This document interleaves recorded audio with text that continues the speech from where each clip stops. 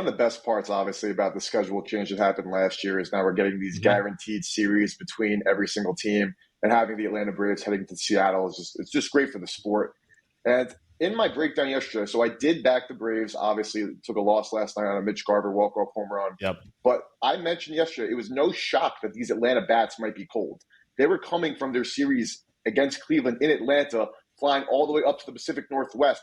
Those tough travel spots are always something to consider throughout the course of the MLB. Now, that doesn't mean that these teams are automatic fans or anything like that, but I was not really as shocked to see the Braves bat go quiet. That the total was 7.5, 7 for an Atlanta Braves team that we know can put up 7 runs in a couple of swings. But I really am keen in on this pitching matchup. So Ronaldo Lopez has been a heaven send for Atlanta, a team with dealing with the injury to Strider. Not the best rotation, even in the first place.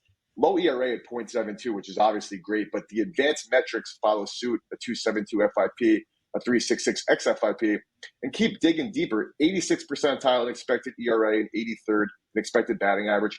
He's getting chases and whiffs, 78th percentile in chase, 70th in whiff.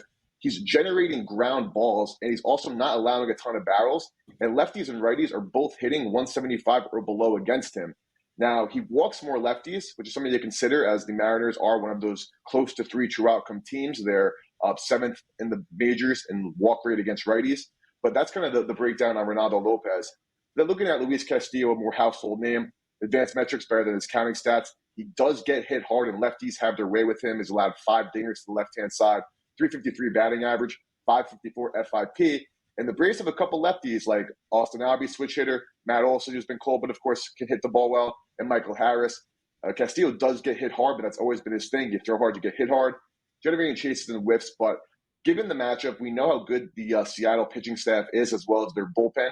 But I do still have to take the Braves at a very short price, and I would also just target Ozzie Albies, Matt Olson, and Michael Harris, whether that be in the total base or hits, runs, RBI market. Lefties are having their way with with Castillo. And again, better team, short price to pay. I'm all in on the Braves.